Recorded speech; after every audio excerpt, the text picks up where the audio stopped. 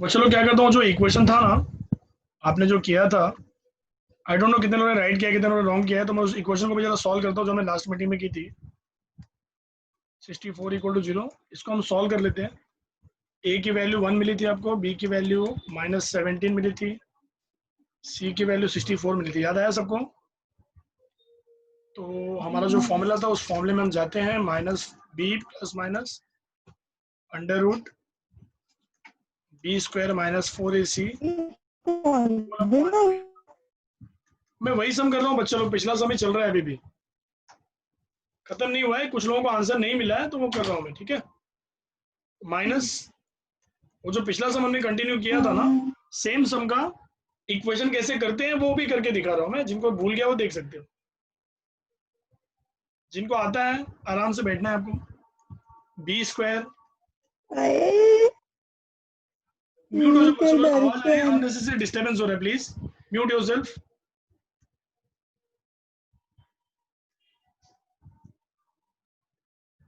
-17² - 4 * a * c upon 2 * a मतलब 1। अब ये माइनस माइनस आपका हो गया, +17 ± √17 का स्क्वायर निकालोगे तो आ जाएगा 289।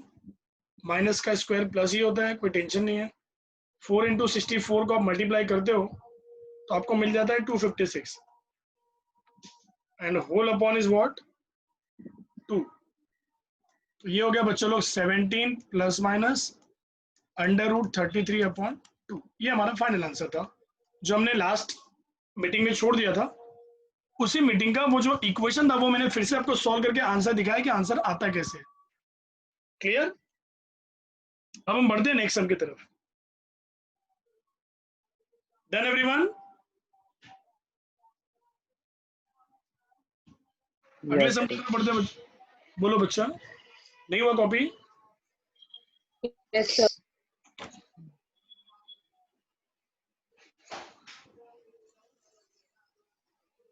So let's start with a new sum. If f of x equal to a minus x upon b minus x, ये बहुत ही इंपॉर्टेंट क्वेश्चन है। f2 is undefined and f3 equal to 5। देख सकते हो बहुत ही अजीब तरीके का क्वेश्चन है जो आपने कभी देखा नहीं अपनी लाइफ में। f2 is undefined बोलते हो लोग, डिफाइन बोलते तो भी टेंशन था, अपने को क्या मालूम क्या वैल्यू है, ये तो अनडिफाइंड बोल दिया, तो साथ में f3 5 बोल दिया। तो इसको सॉल्व करना है, फिर भी करना तो पड़ेगा, क्वेश्चन है तो। क्वेश्चन आपको जो पूछा गया वो पूछा है फाइंड a एंड b। आपको a और b की वैल्यू बतानी है। तो हम क्या करेंगे, पहले f2 को फोकस करेंगे बच्चों लोग। किसको फोकस करेंगे? f2 को। तो चलो, fx दिया है, वहां पे हम क्या करेंगे, x की वैल्यू को 2 लिखेंगे। लिख लेते हैं, बाद में आगे सोचेंगे क्या होता है, ठीक है ना। a माइनस x की वैल्यू कितनी हो गई बोलो, 2, b - 2। अब वो लोग बोलते हैं कि f2 इज अनडिफाइंड, तो आप लिखो यहाँ पे f2 इज अनडिफाइंड। आपने कभी सुना है मैथ्स की दुनिया में अनडिफाइंड ये सम डिफाइंड नहीं होता है? ऐसा कब होता है बच्चा लोग, कोई बता सकता है मुझे? आपने मैथ्स में बहुत जगह देखा है कि ऐसा लोग बोलते हैं सम का solution is not possible, infinity है, सम इज नॉट डिफाइंड। याद आ रहा है कुछ? तब जब बड़ा नंबर होता है तब शायद मैं आपको बता देता हूँ, मतलब f2 is undefined, therefore b - 2 = 0। अगर कोई भी फंक्शन अनडिफाइंड आपको डिक्लेयर किया है, इसका मतलब कि उसका डिनोमिनेटर इज व्हाट 0। आप क्या बोलोगे, देयरफॉर डिनोमिनेटर जो है बच्चा लोग क्या है, वो 0 है। तो डिनोमिनेटर को हमने 0 ले लिया, तभी अनडिफाइंड होता है। कोई भी मैथमेटिक्स में सम होगा वो अनडिफाइंड तभी होगा जब उसका डिनोमिनेटर 0 होता है। चलो देख लेते हैं, b - 2 = 0। तो b की वैल्यू कितनी आ गई बोलो, 2। ये क्या हुआ, देखो a और b हमको पूछा था भाई, b तो हमको रेडीमेड मिल गया, रेडीमेड। चलो a को देख लेते हैं अभी, f3 पूछा है, तो वापस आपका जो fx है वहां पे x की वैल्यू क्या डाल देते हैं, 3 डाल देते हैं। क्या डाल देते हैं, 3। तो चलो उसको डाल के देख लेते हैं वैल्यू को। x की वैल्यू डाल देते हैं 3, तो ये हो जाएगा a माइनस 3 b माइनस 3। वो लोग बोलते हैं कि f3 की वैल्यू कितनी लेनी है आपको, 5।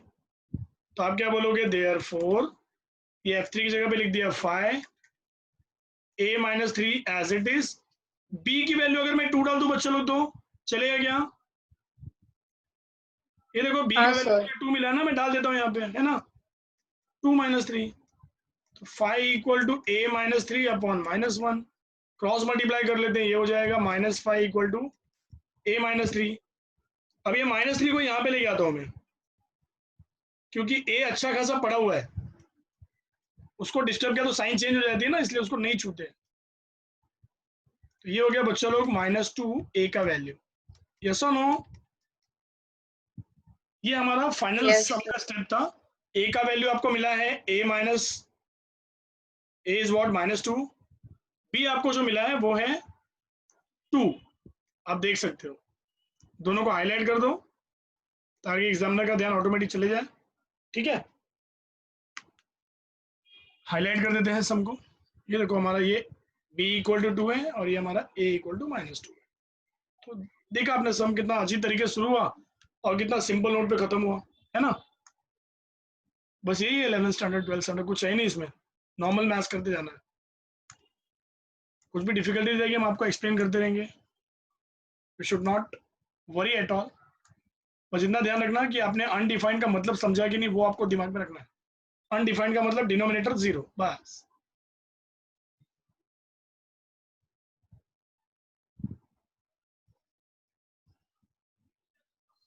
फटाफट इसको आपको कॉपी करना है, फिर हम अगले सम की तरफ बढ़ने वाले हैं।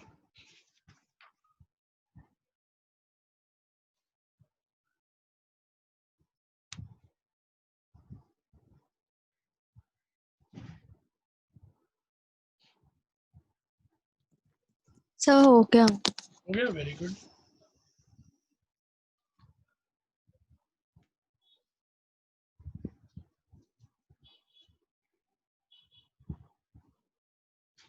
अब कुछ सिंबॉलिक फॉर्म आपको कराने वाले हैं, वो आपको देखना है। सिंबॉलिक फॉर्म कैसे हैंडल करने हैं मैं आपको दिखाने जा रहा हूँ। सबका हो गया है बच्चों लोग,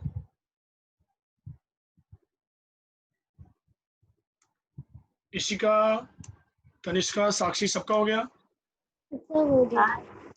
वेरी गुड। चलो फिर कर लेते हैं आगे बच्चा लोग।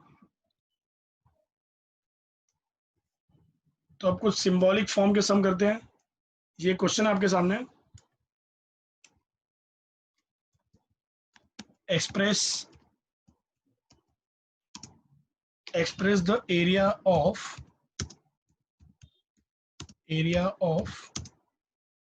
a square, area of a square as a function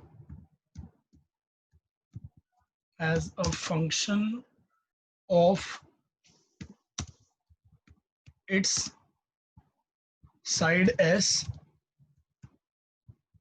side आपको जो है बच्चा लोग वो दिया है s छोटा सा। सेकंड क्वेश्चन दिया है एंड पेरीमीटर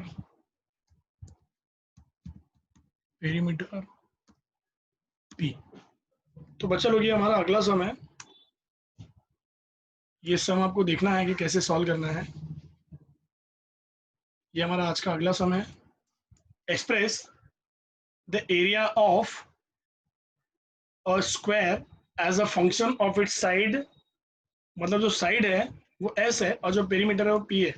आपको एक्सप्रेस करना है, एक्सप्रेस। तो आप क्या करोगे, पहले तो एरिया का फॉर्मूला लिखोगे भाई। एरिया का सिंबल हम पहले लिखते हैं a, उसका फॉर्मूला क्या होता है, साइड स्क्वायर। साइड क्या लेने बोला है वहां पे क्वेश्चन में, s, तो आप क्या लिखोगे, s स्क्वायर।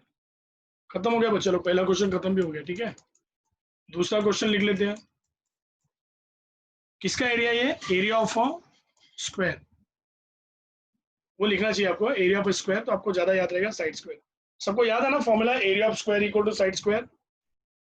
साइड की जगह पे हमने s डाल दिया, अब मत बोलना सर यहाँ पे कौन सी वैल्यू लूं, भाई कोई वैल्यू नहीं दी है, वो खाली आपको बोल रहे हैं कि आप एक्सप्रेस करो, तो आपने एक्सप्रेस कर दिया बस। अगर यहाँ पे ए लिखा होता एस की जगह पे तो आप क्या लिखते ए स्क्वायर, तो साइड जो भी सिंबल दिया है आपको वो लिखना है बस। अब पेरीमीटर की बात करते हैं बच्चों लोग, किसकी बात करते हैं, पेरीमीटर। चलो पेरीमीटर की बात कर लेते हैं। Perimeter of square, symbol P लेना पड़ेगा बिकॉज उन्होंने बोला है इक्वल टू होता है 4 इंटू साइड। पहले फॉर्मूला आपको बाहर होना चाहिए। अब साइड क्या लेने बोला उन्होंने, एस, तो क्या लिखेंगे एस, आंसर हो गया 4s। बात समझ में आई बच्चों लोग? ये तो हो गया पेरीमीटर, लेकिन उन्होंने क्या बोला मालूम है, express the area in terms of perimeter. तो आप लिखोगे P equal to what 4s, so आप क्या बोलोगे P upon 4 equal to s। आप बोलोगे सर आपने s क्यों निकाला, भाई इसलिए क्योंकि हमको तो एरिया चाहिए ना, हमको तो क्या चाहिए, एरिया चाहिए। पेरीमीटर आया जरूर है लेकिन वो मेरे किसी काम का नहीं है, मुझे तो एरिया चाहिए इन टर्म्स ऑफ पेरीमीटर। ओके, तो हमने क्या किया, जो पेरीमीटर इक्वल टू 4 साइड था वहां से s को अलग कर लिया, P अपॉन 4 देखो 4 से डिवाइड कर दिया। अब अपना फॉर्मूला वापस से आप लिखो, एरिया ऑफ स्क्वायर, ये जो आपने यहाँ पे लिखा था देखो क्या है, एस स्क्वायर, एस की वैल्यू क्या है बोलो अभी आप, P/4 दिख रहा है आपको, वो वैल्यू को आपको यहाँ पे अप्लाई करना है। तो ये हो जाएगा बच्चों लोग P square upon 16। Clear? Okay. तो ये आपका आंसर था किसका, यस सर। ए का, एरिया। ठीक है। तो आपका दूसरा आंसर यहाँ खत्म होता है, पहला आंसर यहीं खत्म हो जाता है। पहला एकदम सिंपल था, दूसरा बहुत दूर जाके खत्म हुआ। छोटा सा क्वेश्चन था, उसका ये सॉल्यूशन है।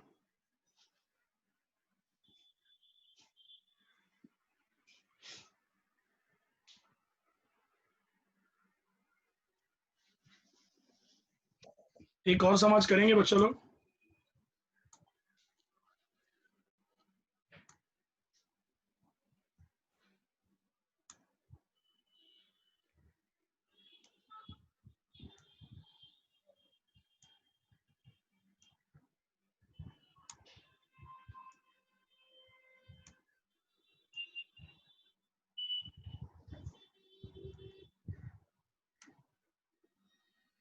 हो गया बच्चों लोग?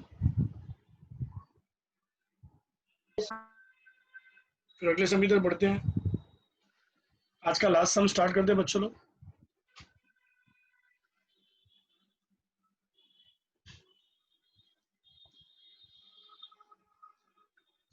अगला क्वेश्चन आ गया आपके सामने है,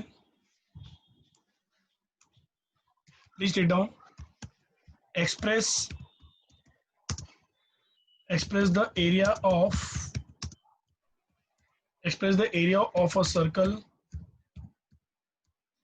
express the area of a circle as a function, express the area of a circle as a function of its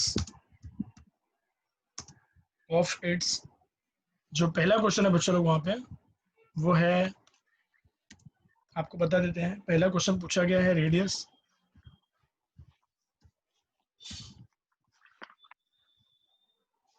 पूछा गया और उसका सिंबल भी आपको दिया गया है, छोटा r दिया है, छोटा r। फिर हम दूसरा क्वेश्चन देखते हैं। दूसरा क्वेश्चन आपको दिया गया है डायमीटर, आपको सिंबल पे ध्यान देना है। डायमीटर आपको दिया गया बच्चों लोग छोटा सा d, छोटा d। फिर एक और क्वेश्चन पूछा गया आपसे सरकमफरेंस, और उसका सिंबल आप समझ सकते हो क्या दिया रहेगा, c। तो ये आपका आज का अगला क्वेश्चन है। तो हम आपको बताना चाहते हैं कि है क्या ये, बेसिकली ये पहला क्वेश्चन है, ये दूसरा क्वेश्चन है और ये तीसरा क्वेश्चन है। Express the area of a circle as a function of its radius. तो सबसे बड़ी बात तो आपको फॉर्मूला सब समझना पड़ेगा कि फॉर्मूला है क्या। पहले एरिया से शुरू कर लेते हैं बच्चों लोग। एरिया ए जो होता है सर्कल का आपको पता होगा पाई आर स्क्वायर होता है, नहीं पता तो भी कोई बात नहीं, फॉर्मूला मैं लिखने वाला हूँ, लिख दिया मैंने पाई आर स्क्वायर। अब ये एरिया जो है आपका पाई आर स्क्वायर है, किसका एरिया ये एरिया ऑफ सर्कल है। ठीक ठीक है भाई, area of circle A pi are square. क्या सिंबॉलिक फॉर्म हो गया मेरा? यस हो गया, देखो रेडियस आ गया, वाह, डायरेक्ट फॉर्मूला लिखते ही मेरा काम बन गया, क्योंकि स्मॉल आर दिया था, हमने फॉर्मूला स्मॉल आर लिखा। अगर यहाँ कैपिटल आर देते तो मैं क्या लिखता, कैपिटल आर। ठीक है, अब हम चलते हैं नेक्स्ट क्वेश्चन की तरफ। डायमीटर, डायमीटर आपको दिया है डी बच्चा लोग, वो होता क्या है मालूम है? D is what 2 times radius. तो can be say D by 2 equal to R बच्चा लोग, कैन बी से। तो एरिया ऑफ क्या हो जाएगा सर्कल, फिर से अपना formula A equal to pi are square. इस बार आर की वैल्यू हम क्या लिखेंगे, डी बाई 2। आप सोचते रहोगे ऐसा क्यों भाई, मेरी मजबूरी है ना, मैं क्या करूं, टीचर ने पूछा है आपसे कि area of circle in terms of R निकालो, तो एरिया ऑफ सर्कल का नया formula in terms of D निकालो, तो उनको आर भी चाहिए डी का भी फॉर्मूला चाहिए ना, इसलिए कर रहे हैं। तो एरिया ऑफ सर्कल क्या हो जाएगा, pi into D square upon 4। सबको समझ में आया बच्चों लोग? ये हमारा सेकंड सम था, डायमीटर, मतलब निकाला आपने क्या है, एरिया ही निकाला है, किसका, सर्कल का। अब तीसरा क्वेश्चन सरकमफेरेंस, तो तीसरा क्वेश्चन भी कर लेते हैं बच्चों लोग। ये देखो थर्ड पार्ट यहाँ करूंगा मैं, ये बॉक्स के अंदर ब्लैक कलर का जो बॉक्स है यहाँ पे उसको लिखेंगे, ये देखना आप। Third part, what is third part, tell me. Circumference, तो आप क्या लिखोगे, सरकमफेरेंस, सरकमफेरेंस है कितना बोलो, सी, सी की वैल्यू क्या है 2 पाई आर, आर का वैल्यू निकालना ही पड़ेगा है ना, तो क्या हो जाएगा c upon 2 pi equal to r. अब आप बोलो एरिया ऑफ सर्कल का फॉर्मूला क्या है, पाई आर स्क्वायर। यस और नो बच्चा लोग, ए को एज इट इज रखेंगे, पाई को एज इट इज रखेंगे, आर की जगह पे क्या लिखेंगे, ये सी अपॉन 2 पाई। बात समझ में आई, बात समझ में आई बच्चा लोग? ये हो जाएगा c upon 2 pi the whole square. तो ये हो गया बच्चों लोग pi into c upon 2 pi, c upon 2। एक पाई से एक पाई कट जाएगा, आप देख सकते हो, ये देखो एक पाई से एक पाई कट हो गया, बचा क्या सी स्क्वायर अपॉन 4 पाई। क्या बचा, सी स्क्वायर अपॉन 4 पाई। ये किसकी वैल्यू है, 4 पाई एरिया की, सी स्क्वायर अपॉन 4 पाई। ये हमारा सम खत्म हो गया। समझ आया सबको? Yes sir. ये आवाज बहुत ब्रेक हो रहा है बच्चा, मैं आपकी आवाज नहीं समझ पा रहा हूँ। सर हाँ, जो ये था ना pi are square, area of circle, area of circle का फॉर्मूला है पाई आर स्क्वायर। जो फर्स्ट क्वेश्चन है ना वो एरिया ऑफ सर्कल का फॉर्मूला है बच्चे लोग, जो आपने पिछले 4-5 साल में बहुत बार देखा है। 6th में शुरू हो गया था area of circle, 6th 7th में पाई आर स्क्वायर, राइट। सर मैं बोली उस तरफ जो आपने फाइंड किया ना सेकंड ऊपर ये ऊपर वाला ब्लैक पाई डी बॉक्स। स्क्वायर अपॉन 4, ये बोल रहे हो? हाँ सर एरिया तो मिल गया। तो वो 3 क्वेश्चन पूछा है, वो बोल रहे हैं एरिया ऑफ सर्कल पहले आप आर के टर्म्स में निकालो, बाद में एरिया ऑफ सर्कल आप डायमीटर के टर्म्स में निकालो, फिर एरिया ऑफ सर्कल आप सरकमफेरेंस के टर्म्स में निकालो, तीनों टर्म में निकालना है एरिया। तो हमारा ओके सर। एरिया ए आया था और ये हमारा डायमीटर के टर्म्स में आया, और अभी अभी सरकमफेरेंस के टर्म्स में आया, ठीक है। आपको एरिया ऑफ सर्कल का 3 अलग अलग फॉर्मूला बोलने बोला है। दे आर सेइंग कि I don't want area of circle as only R square, pi are square, I want in terms of diameter also, in terms of circumference also. तो ये जो मैंने निकाला है डायमीटर का है, और ये जो मैंने निकाला है सरकमफेरेंस का है, सब में एरिया ही निकाला है। आप समझ रहे हो मेरी बात बच्चों? हेलो, समझ पाए Yes, क्या आप sir. सबको? हाँ. तो इसको यहीं पे खत्म करते हैं बच्चों लोग क्लास को, ठीक है? Okay, sir. ये क्लास यहीं खत्म होती है। थर्सडे को मिलेंगे और गेम को आगे बढ़ाएंगे। Hmm. Till then bye everybody. Please make sure कि यू कॉपीड ओके, द हाँ sir. Please make sure you copied the sum. Yes, sir. Thank you, sir. Bye. Welcome बच्चों लोग, बाय।